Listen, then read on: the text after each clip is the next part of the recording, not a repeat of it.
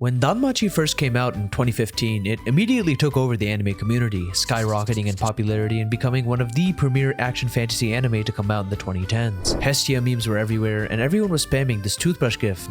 No, wrong toothbrush. There it is. I wasn't on the Danmachi hype train since the English title was, "Is it wrong to try and pick up girls in a dungeon?" And nothing about it really screamed peak fiction or something worth investing my time into. 4 years later, in 2019, Season 2 came out, and although not as many people were talking about Danmachi, it still remained a very popular anime. When Season 3 came out a year later, I decided to start my journey with Danmachi since it had to be doing something right in order to stay popular for so long, and light novel readers were spreading its gospel as one of the best fantasy stories in the medium. So, I sat down and watched Season 1 of Danmachi, and honestly, I wasn't impressed at all. It felt like another generic zero to hero kind of story, centered around a prophesized main character that had everyone swooning over him because he was such a good lad. Bell seemed like an anomaly in the world of Danmachi, as he quickly gained notoriety within Orario as an upstart adventurer whom everyone had their eyes on because he was growing in strength at an unprecedented rate. He seemed extremely naive and idealistic, and it seemed like he could friendship power up his way through any kind of roadblock. Couple this with the setting that I initially didn't find as interesting since it seemed like it was just another fantasy world with a boring dungeon that reminded me a lot of the trashy isekai I'd watched previously. Obviously, Danmachi is a derivative of those kinds of anime, nor is its world building bad at all. My initial assessment of it was unfair because of the shows I had watched that came out after Danmachi, but still, that was my first impression. I found myself not being very interested in continuing Danmachi, but people told me to push through, so I did, to Season 2, and it fucking sucked. I hated Season 2 of Danmachi. In fact, it's probably one of the worst Season 2s I've ever watched in anime. Hestia remained irritating, I wasn't the biggest fan of Lily, and Bell seemed as generic of a hero as ever. Couple this with some extremely boring / uncomfortable moments with the Ishtar Familia, and Danmachi found itself sinking from forgettable mid to outright dog doo-doo. If there was ever a time to drop Danmachi, it was after Season 2, but after finding out how much content was cut in the anime compared to the novel, and readers telling me it gets much better from here, I begrudgingly continued Danmachi. Thankfully, Season 3 was much better than Season 2, as I was treated to more dungeon lore via the Xenos, and the Hestia Familia's new members were really growing on me, and instead of viewing them as a group of complete morons, they began feeling a lot more like family. Bell also stepped up in Season 3 in order to save the Xenos, who found themselves victims to prejudice, and I found myself starting to like him a bit more. The world building was only getting better and better as chess pieces that had been placed as early as Season 1 began making their moves, and powers above Bell were plotting to exploit him. The concept of gods and Familia were the only things keeping me going through the rough times of Danmachi, since it was such an interesting idea, and it was one that clearly had a lot of thought and research put into it, as each god had distinct personalities and Familia that matched their mythological counterparts. However, even after Season 3, Danmachi still hadn't gotten over that bridge of anime that I would label as a favorite or would recommend. It still hadn't had an arc where I was completely blown away, an arc that kept me at the edge of my seat the entire time, an arc that would solidify Danmachi as one of the great fantasy anime. That is, until I watched Season 4, the Calamity arc, and I was absolutely blown away. This is the arc I was waiting for the entire time, and it made all the previous poor experiences I had with Danmachi completely worth it. Within 22 episodes, Bell went from a main character that I thought was generic to one of my favorite depictions of a hero within anime, and someone I will always root for. Season 4 of Danmachi begins with the seasonally televised Bell Glaze Fest, where most of the conversations are about how great and strong of a person Bell is, even when he isn't present. Obviously, this isn't unwarranted given Bell's actions up to this point, but it does get slightly stale when you're expecting a fresh conversation between two characters and all they talk about is Bell's greatness. Little did I know I would be talking exactly like them by the end of the season. We get a premonition from Cassandra about a horrible tragedy happening in the Hestia Familia's next dungeon expedition, although at this point I expected Bell and company to go into the dungeon, find some new kind of monster and defeat it after Bell powers up after everyone struggles mightily. Although that's kind of what ends up happening against the Moss monster, I found myself enjoying the Hestia Familia's struggle against an actually intelligent monster, since I got to see all the pieces added to the Familia evolve throughout their struggle, like Lily having to make difficult decisions as a guide and refusing to abandon another Familia. Everything changed when the evilest nation attacked. Out of nowhere, we find out that my wife and war criminal, Ryu, aka the Gale Wind, was rumored to have murdered an innocent merchant, and now hordes of adventurers are storming the dungeon looking for her. In previous seasons, Ryu's backstory concerning her Familia was hinted at, along with her blood-filled quest for vengeance. This, paired with Cassandra having a premonition of the entire Hestia Familia getting turned into a medium-rare ribeye at the hands of Ryu, had me thinking Ryu was going to be the next major villain despite all the good I had seen from her previously. Once Bell and the other groups of adventurers entered the dungeon, I was trapped into a 10+ episode thrill ride where, for the first time in Danmachi, I genuinely feared for the lives of Bell and his comrades. Throughout the span of episodes, Bell gets separated from his Familia, and he finds himself confronting Ryu with what seems to be damning evidence of her murderous deeds. In typical Bell fashion, he believes Ryu's motive motives over the bleeding criminal in front of him. However, what I really liked was that I didn't know if Bell was going to believe in her in the first place. One of my favorite aspects about Bell is that he genuinely gives everyone a chance, no matter how bad a situation might seem. Even if he's faced with a criminal, he'll hear them out and make his own judgment of justice. Throughout all this time, Cassandra's horrific prophecy continually gets repeated to the audience, and every single time a crisis is solved, I found myself thinking she didn't have to worry after all, just for something even worse to happen immediately afterwards. Alongside these premonitions, when I saw Bell and Ryu take down Jura, the evilest member who framed Ryu, and someone who seemed as generic of a villain as you can possibly get, I was lulled into a false sense of security, thinking it was all over. Just for an intense feeling of dread to wash over me, when the monster so terrifying it had to be hidden from the public, Juggernaut finally spawned. Everything about the Juggernaut build-up was perfect. I didn't know what it looked like and what it could do, but seeing Ryu's PTSD-ridden expression along with insanely ominous music was enough to make me terrified. And this terror was completely justified, as I saw a nightmarish monster begin to tear through hordes of adventurers, taking their lives in the most gruesome way possible. Before I knew it, Jura was sliced in half, and Bell, the hero who I thought would always power his way through everything, had his arm torn off along with his neck snapped. As this horror unfolded, I learned more about the lore of the dungeon and its mechanics when it came to the different levels, self-repairing, and monster spawns. The dungeon ecosystem became increasingly important due to how wrecked Bell and Ryu got from the fight. I really liked how they didn't immediately heal back up with spells and power through, but actually had to use their adventuring skills to the best of their ability while they were on the lower, more dangerous floors. Monsters they'd usually be able to cut through like butter were monumental challenges, and each and every hit Ryu and Bell took was catastrophic. I gained a lot of respect for Bell as I saw him do whatever was necessary in order to survive, while also preserving his own humanity. He cut himself to stop poison from spreading, burned his own wounds, and was suffering constantly, yet when he had to take loot from the remains of a group of adventurers, he genuinely felt bad and vowed to live for their sake. Speaking of living for the sake of others, Ryu's character was expanded on greatly this season, and she quickly became one of my favorites in the entire show, especially as I saw her tragic backstory get slowly drip-fed throughout each tension-filled episode. Throughout the season, I got to see Ryu question what the meaning of true justice is, as she remembers conversations she had with her Astrea Familia, who always strived for ideal justice. Seeing her go from an upstart, kind of naive adventurer like Belle to someone who saw their own familia get massacred in front of their eyes while she was saved before going on a murder spree of her own was heartbreaking. Ryu questioning if she deserves to live and constantly putting herself in situations where she'd sacrifice herself because of the guilt of past events and actions felt very real, and by the end of it, I just wanted to give her a hug. Her marred mental state was contrasted wonderfully with Belle's heroic actions, as even through the most dire situations, Belle never gave up on Ryu and left her to die, even if it meant the chances of his survival were slim to none. Belle really solidified himself as being the perfect hero because of how he never doubts his own sense of justice and only does what is right, going as far as to break prophecies with the path he forges on his own. Belle's mental strength doesn't come without any cracks either. Throughout this journey, he's had to process people being sliced in half right in front of him, confronting murderers and demonic entities, and an overwhelming feeling of helplessness after realizing how screwed he and Ryu are. Yet, he persists like a true hero. This heroism and pure pursuit of justice ends up influencing Ryu as well, helping her regain her own will to live and living with her sins, because the Ryu Belle knew wasn't the Ryu she envisioned herself to be. It was the Ryu that had always helped him, and the Ryu that the Astrea family always saw as the ideal form of justice. When she started calling the names of her fallen familia members as she was casting the final blow on Juggernaut, I was extremely moved. This isn't even mentioning all the other amazing developments the rest of the Hestia familia went through while they were separated from Belle and were fighting a floor boss on their own. It was awesome seeing the entire familia and friends, from Wealth to Aisha, power through their struggles for the sake of Belle. They too felt constant doubt in themselves because of how overwhelming their foe was. Just to remember what Belle would do and formulate their own ways of improving and working with others for a desired outcome. It was sick seeing Wealth forge an unbreakable magic sword in the middle of a battlefield with a makeshift hearth. I found myself admiring the familia even more when they refused to believe in Belle's death and lose morale, despite the overwhelming evidence pointing towards his demise. At the centerpiece of all of their improvement is Belle, and I finally understood why. He's the ultimate hero, as he not only constantly improves himself and strives for justice, but also influences others to become better without expecting anything from them, while also helping them out of the graciousness of his heart. By the end of season 4 part 2, I felt like I had gone through a stressful journey with the cast, but one that was by far the best I had seen in Danmachi. In one exploration, Belle went from someone whom I viewed as a generic good guy to one of my favorite heroes in anime and my favorite character in Danmachi. I felt a deeper connection with the rest of the cast after seeing their struggles. Combine this with the ever-changing politics and schemes between gods, and I began realizing the full scope of Belle's potential and how he could be the hero of Horario. The hero that had been hinted at throughout previous seasons was standing in front of me now. Bravo, Danmachi, you finally blew my mind.